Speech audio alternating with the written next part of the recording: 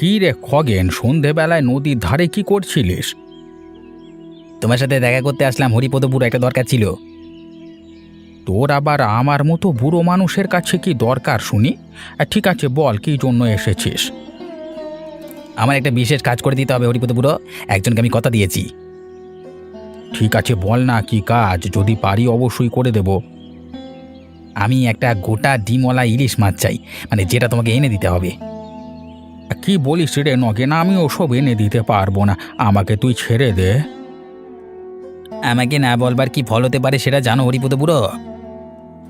দেখ খগেন, আমার বয়স হয়েছে, আর ওই ডিমওয়ালা ইলিশ মাছ আনতে গেলে নদীর অনেক গভীরে যেতে হবে।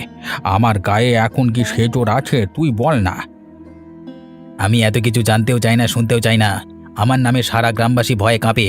তোমাকে যে কাজটা বলেছি সেটা তোমাকে করে দিতে হবেই, যে করে হোক। তুই আমাকে জোর করিস না খগেন, আমি তোকে অন্যরকম মাছ যতটা পারবো এনে দেব, কিন্তু ডিমওয়ালা ইলিশ মাছ আনতে পারবো না। আমি একজনকে কথা দিয়েছি, আমার কথার কি কোনো দাম নেই নাকি? আমি যেটা বলেছি সেটাই হবে, মনে রেখো।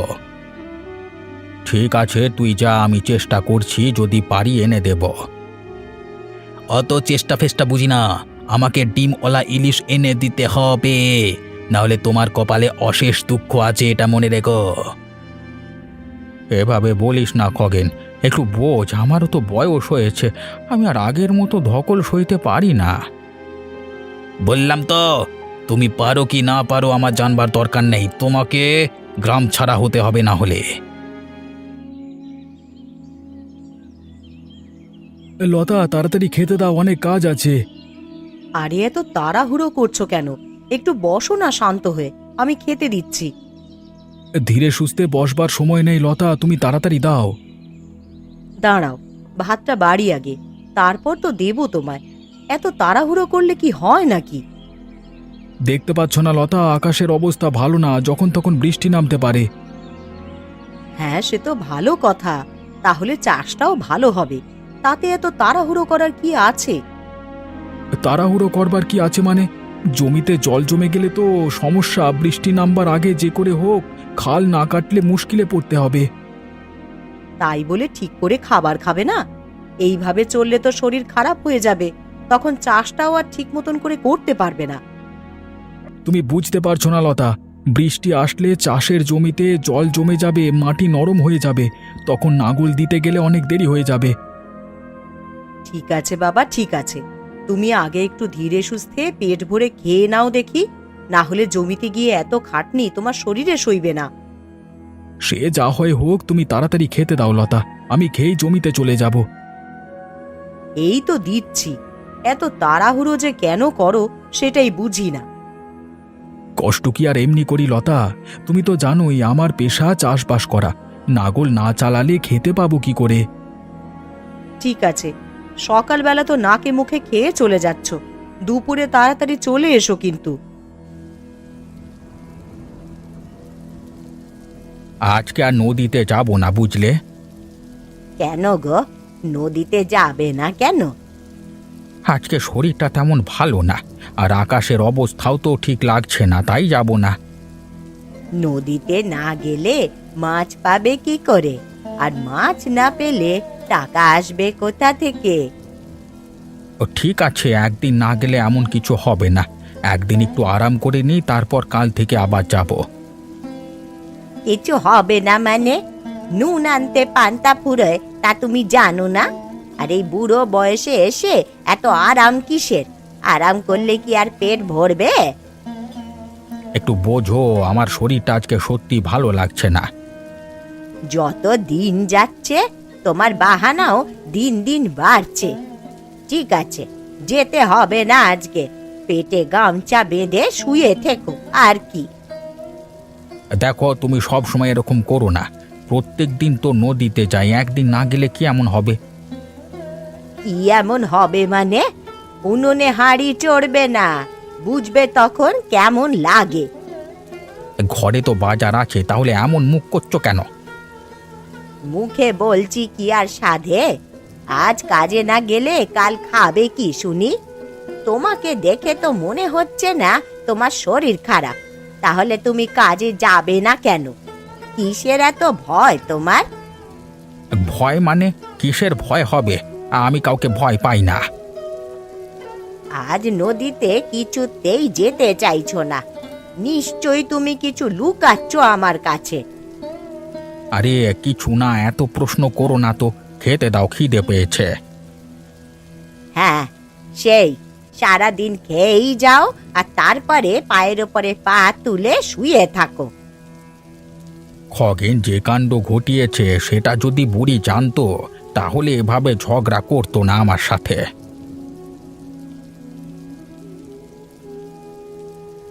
কিরে খগেন, তোর তো দেখাই পাওয়া যায় না, থাকিস কোথায়? কোথাও যাসনি যখন তাহলে দুদিন কাজে আসিসনি কেন? কাজকর্ম ছেড়ে দিনের পর দিন ঘুরে বেড়ালে পেট চলবে তো তোর?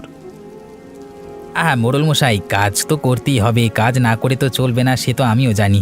কিন্তু এই কাজের যা পারিশ্রমিক আপনি দেন তাতে আর হচ্ছে না, ভাবছি একটা নতুন ব্যবসা শুরু করব আমি। সে তো ভালো কথা, তা কি ব্যবসা করবি আর টাকা পাবি কোত্থেকে? সেসব কথা বলতেই তো এসেছি আজকে আপনার কাছে। তোকে তো আমি ভালো করেই চিনি, তুই তো সৎ পথে ব্যবসা করবার ছেলে না। তোর মতলব ঠিক ভালো ঠেকছে না, কি ব্যাপার বলতো খগেন? আরে না না, কি যে বলেন মোড়ল মশাই, একদম সৎ পথে ব্যবসা করব। তা কি ব্যবসা করবি শুনি? সেটা এখনো ঠিক করিনি মোড়ল মশাই, কিন্তু একটা ব্যবসা যে করব সেটা ঠিক করেই ফেলেছি। এখন শুধু কয়েকটা টাকার দরকার ব্যবসা করতে। ও, এই ধান্দায় এসেছো?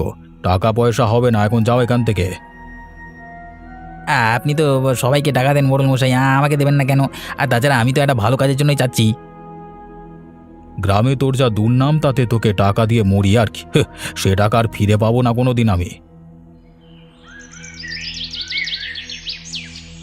কি গো লতা বৌদি, কি করছো? এই তো উঠোন ঝাড় দিচ্ছি রে। তা গোপালদা এখনো ফেরেনি বুঝি? আমার বর তো শহরে কাজ করে, ভালোই টাকা পয়সা ইনকাম করে সময় সময় পাঠিয়ে দেয়। গোপালদা যে কেন এখনো গ্রামে পড়ে আছে ভগবানই জানে বাবা। আমার বর সৎ পথে ইনকাম করে, তাই গ্রামে পড়ে আছে। চুরি আর 2 নম্বর করে ইনকাম করা পয়সা বেশি দিন টেকে না, বুঝলি? সেই তো, আঙুর ফল না পেলে তা তো টক লাগবেই। তোমার বর তো শহরের কাজই শেখেনি, ওই সারা জীবন চাষের জমিতে লাঙল টেনেই জীবন কাটিয়ে দিল। কি আর করবে বলো? নীলিমা, তুমি অন্যের ব্যাপারে এত নাক গলাও কেন? আর তাছাড়া তোমাকে কে বলেছে যে আমরা কষ্টে আছি? আমরা অভাবে থাকি বা বিলাসিতায় থাকি তা তো তোমার দেখার কোনো দরকার নেই। কাছে তো 2 টাকাও থাকে না, তাহলে এত গরম আসে কোথা থেকে? মনে রেখো, টাকা দিয়ে সব কেনা গেল, সুখ কেনা যায় না। সৎ পথে চললে জীবনে আর সংসারে সব জায়গাতেই শান্তিতে থাকা যায়। তুমি শুধু অনেক বড় বড় কথাই শিখেছো, আর কিছু তো শিখতে পারলে না। ঠিক আছে, তুমি যাও এখন এখান থেকে, আমার অনেক কাজ আছে, আমায় কাজ করতে দাও। কি হরিপদ বুড়ো, বাড়িতে আছো? কাজে যাওনি এখনো?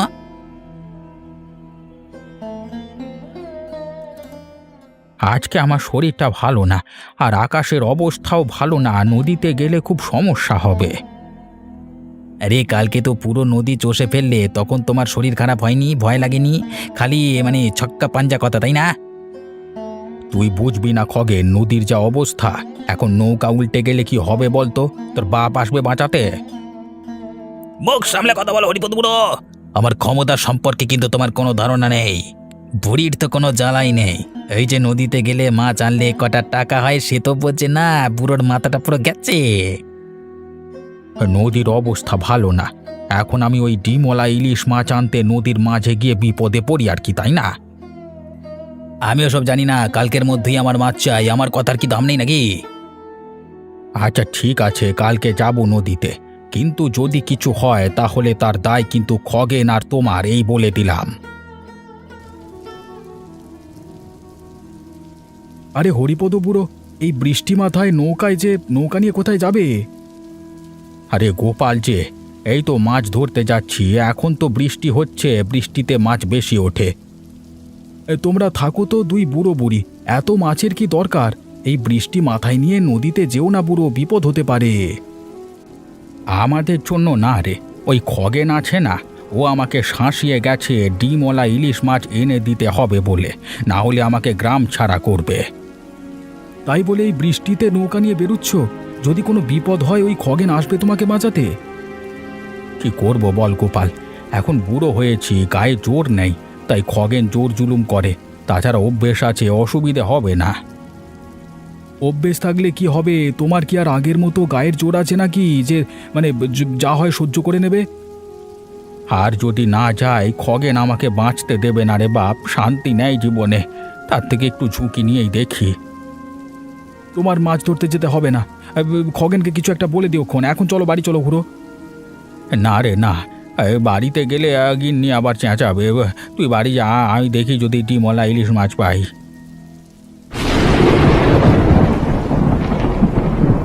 কিরে নগেন, আজকে এদিকে নিশ্চয়ই পথ ভুলে এসেছিস। তা কি খবর তোর? আর কিসের ব্যবসা করবি, কিছু ভাবলি? না না মোড়ল মশাই, পথ ভুলে আসবো কেন? এই আসলাম আপনার কাছেই আপনার খোঁজখবর নিতে। তা ভালোই করেছিস। এই বর্ষায় একা ঘরে বসে থাকতে ভালো লাগে না, দুটো গল্প করে সময় কেটে যাবে। আপনাকে সঙ্গ দেব বলি তো আসা মোড়ল মশাই। জানিস তো খগেন, এই বৃষ্টিতে ডিমওয়ালা ইলিশ মাছ ভাজার যে কি স্বাদ বলে বোঝানো যায় না। মোড়ল মশাই, আপনার ইলিশ মাছ খেতে ইচ্ছে করছে আগে বলবেন তো, আপনার জন্য তো আমি সবসময় হাজির। আপনার খেতে ইচ্ছে করছে যখন, কালই আপনার জন্য ডিমওয়ালা ইলিশ মাছ নিয়ে আসবো, মন ভরে খাবেন। তা হঠাৎ আমার ইলিশ মাছ খাওয়ার ইচ্ছে পূরণ করবার কারণ কি? কারণ আর কি হবে মোড়ল মশাই, আপনি এই গ্রামের সম্মানীয় ব্যক্তি, মোড়ল মশাই বলে কথা। আপনার খেতে ইচ্ছে হয়েছে, তা আপনার কথা কি ফেলতে পারি? আপনাকে কালকেই টাটকা ইলিশ মাছ খাওয়াবো আমি, দেখবেন। হ্যাঁ, আসল কথাটা কি ঝেড়ে কাজ তো খগেন। আসল কথাটা কি আর মানে আর কি, মানে আমার ব্যবসায় আপনি যদি কিছু টাকা ঢালতেন। পথে আসো বাছাধন, তাই বলি এত মাছ খাওয়ানোর তারা কিসের? নিশ্চয়ই কারোর কাছ থেকে ধান্দাবাজি করে নিয়ে এখান খাওয়াবি, তাই তো? না না, ছি ছি ছি ছি ছি ছি, এমন কেন করব? আপনাকে বাজারে সব থেকে বড় এবং টাটকা ইলিশ মাছ এনে খাওয়াবো। ঠিক আছে, তুই আগে মাছ নিয়ে আয়, তারপর তোর ব্যবসায় টাকার কথা নিয়ে ভাববো।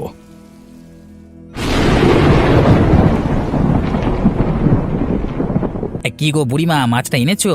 শুনলাম কালকে নাকি নদীতে গেছিলে, তা আমার মাছ কই? জানিস তো নগেন, আমিও বুড়োকে অনেক করে বলেছিলাম নদীতে যাও, নদীতে যাও তুমি, তা গেলই না। এই নে তোর মাছ। তা এত দেরি করলি কেন?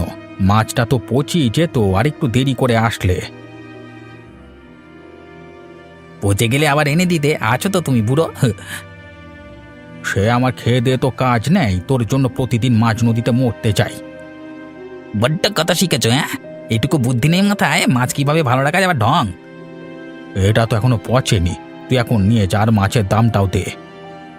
মাছের দাম এখন হবে না। মাছের দাম এখন হবে না মানে? এত কষ্ট করে এত ঝুঁকি নিয়ে এলাম, আর মাছের দাম এখন হবে না? কি বলতে চাচ্ছিস তুই খগেন? এখন আমার কাছে টাকা নেই, মাস শেষ হোক তোমাকে দিয়ে দেব। এই জন্যই তোর মতো ধান্দাবাজ লোকজনের কোনো কাজ করতে নেই। তোমার তো সাহস কম না বুড়ো, তুমি আমাকে ধান্দাবাজ বলছো? তুমি জানো আমি কি করতে পারি? সে আর জানি না, গরিবের উপরই তো অত্যাচার করতে পারো, আর তো কোনো কাজ নেই। চোখ রাঙিয়ে লাভ নাই খগেন, ভালোই ভালোই টাকা দে বলছি। আরে বললাম তো মাসের শেষে তোমার মাছের দাম দিয়ে দেব। আবার যদি কানের কাছে ঘ্যান ঘ্যান করো না, তাহলে কিন্তু ভালো হবে না বলে দিলাম। ঠিক আছে, যা যা নিয়ে যা, তোর মাছ যখন ইচ্ছে দাম দিস। গোপাল, বাবা গোপাল, বাড়িতে আছিস? এত রাতে আবার কে ডাকে? ভূত টুত নাকি? না গো, এটা মনে হয় বুড়ির গলা। মনে হয় কোনো সমস্যায় পড়েছে। চলো তো গিয়ে দেখি।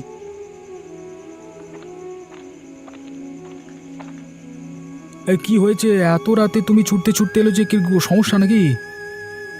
আরে গোপাল, বুড়োটা মনে হয় মরেই যাবে রে আজকে। কেন, কি হয়েছে হরিপদ কাকার? গায়ে ধুম জ্বর, পুরো গা আগুনের মতন ছেঁকা দিচ্ছে রে। নিশ্চয়ই সে বর্ষার দিনে নদীতে যাওয়ার পর এই জ্বরটা এসেছে। হ্যাঁ রে, মনে হয় ওই দিনের পরই জ্বর এসেছে। বলছিল শরীরটা কেমন ম্যাজ ম্যাজ করছে।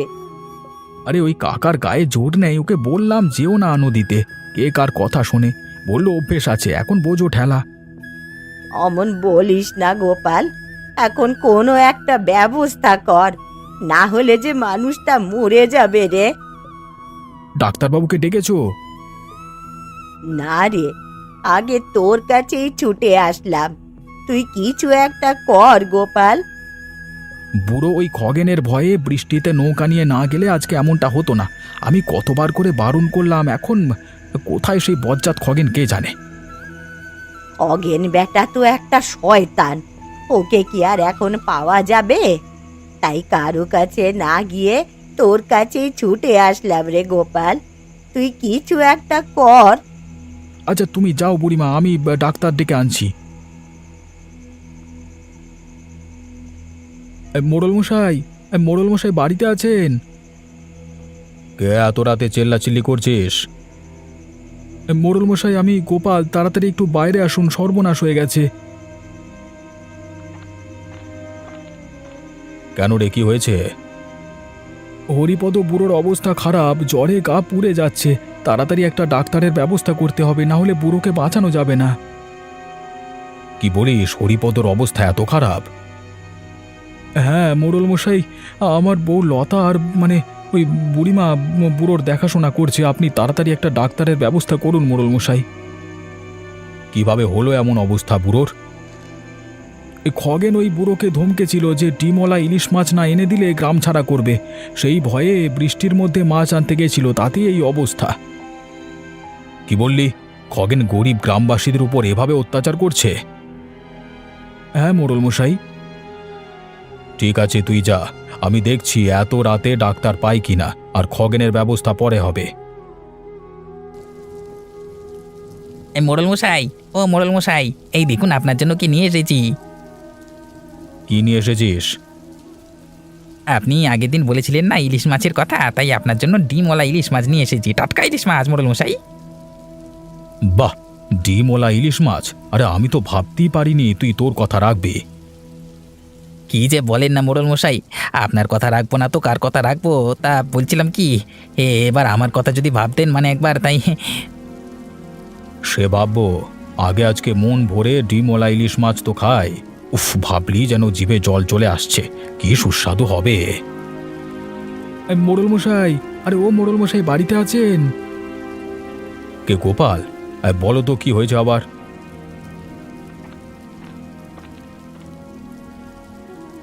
কি হয়েছে মানে? খগেন কেমন মানুষ আপনাকে তো কালকেই বললাম, তারপরও ওর হাত থেকে আপনি জিনিস নিচ্ছেন? কি বলতে চাইছিস কি তুই গোপাল? লোকের ভালো তোর একদম সহ্য হয় না, তাই না? তুই হচ্ছিস একটা চিটিংবাজ লোক, ঠকিয়ে জোর জুলুম করে জিনিসপত্র আদায় করিস। আজকে তোর জন্য হরিপদ বুড়ো মৃত্যু শয্যায় পড়ে আছে। মুখ সামলে কথা বল গোপাল। কেন, আমি কি করেছি হরিপদ বুড়োর সাথে? কি করেছিস এখনো বুঝতে পারছিস না, নাটক করছিস? আহা, তোমরা থামো। তা গোপাল বুড়ো এখন কেমন আছে? হরিপদর মতো ভালো মানুষের সাথে এমন কাজ তুমি মোটেও ভালো করিসনি খগেন। হ্যাঁ মোড়ল মশাই, হরিপদ কাকা গরিব হতে পারে, কিন্তু সৎ পথে ইনকাম করে, অনেক কষ্টে তাদের দিন কাটে। খগেন, তুই এভাবে একটা গরিব মানুষের সর্বনাশ করে আমার মন জয় করতে এসেছিলিস, আমি কিন্তু এটা কখনোই মেনে নেব না। না না মোড়ল মশাই, গোপাল সবকিছু বানিয়ে বলছি। আমি হরিপদ বুড়োর কাছ থেকে এই মাছ টাকা দিয়ে কিনে নিয়েছি, বিনা পয়সায় তো নিইনি। তুই হরিপদ বুড়োকে মাছের দাম দিয়েছিস? আমি কি মিথ্যে কথা বলছি? আমি বুড়োকে বলেছি মাছটা তুমি দাও, আমি মাস শেষে টাকা দিয়ে দেবো। এতে আমার জোচ্ছুরি চিটিংবাজি কখন করলাম বাবু, বলুন না আপনি? গোপাল ঠিকই বলেছে, তুই একটা চিটিংবাজ। তোর এই মাছ তুই নিয়ে যা, লাগবে না আমার। এখনই চল আমাদের সাথে, হরিপদ বুড়োর কাছে তুই ক্ষমা চাইবি। কি গো বুড়ো বুড়ি, এখন কেমন আছো? মোড়ল মশাই, আগের থেকে অবস্থা আরো খারাপ। আমার কি সর্বনাশ হয়ে গেল মোড়ল মশাই। হরিপদ কাকা, তোমার কি খুব কষ্ট হচ্ছে? একটু জল দেবো? আমার বোধহয় সময় হয়ে এসেছে গোপাল, আমি বোধহয় আর বাঁচব না। এমন করে বলো না কাকা, তুমি ঠিক হয়ে যাবে, আমরা তো আছি। আমাকে ক্ষমা করে দাও বুড়ো, আমি আমার ভুল বুঝতে পেরেছি। ক্ষমা করবার আমি কে রে? তোকে তো আমি অনেক আগেই ক্ষমা করে দিয়েছি। তোরা শুধু আমার বুড়ির একটু খেয়াল রাখিস। এমন কথা বলো না গো, তোমাকে ছাড়া আমি কি নিয়ে বাঁচবো বলো তো? তুমি ঠিক হয়ে যাবে দেখো। না গো, আমার সময় শেষ হয়ে এসেছে। ওই যে জম নিতে এসেছে সবাই। ভালো। ওগো, তুমি আমায় ছেড়ে কোথায় চলে গেলে গো? আমি এবার একা থাকবো কিভাবে? কেঁদো না বুড়ি, যে যাওয়ার সে তো একদিন না একদিন চলেই যাবে, আমরা তো আছি। কাকিমা, তোমার কাছে ক্ষমা চাচ্ছি। আমি জোর না করলে আজকে হরিপদ কাকা হয়তো বেঁচে থাকতো। আমি এই কাজের জন্য খুবই দুঃখিত। আমার তো আর কিছুই রইলো না। তুমি এইভাবে আমায় ছেড়ে চলে গেলে কেন গো? এখন ভুল বুঝতে পেরে কি হবে? তোকে কঠোর থেকে কঠোরতম শাস্তি দেওয়া উচিত। তোর জন্য হরিপদ বুড়োর জীবন চলে গেল। এর দায় কে নেবে? সারা জীবন তোর আক্ষেপ রাখবি কোথায়? জানি না মোড়ল মশাই, কিন্তু হরিপদ কাকার বলা শেষ কথাটা আমি মনে রাখবো আজীবন। আজ থেকে আমি এই কাকিমার দায়িত্ব নিলাম। আমি তোমার কষ্ট বুঝতে পারছি বুড়িমা, কিন্তু এই সময় তোমাকে শক্ত হতে হবে। তোমরা সবাই যাও, বুড়ির অন্তিম কাজের ব্যবস্থা করো।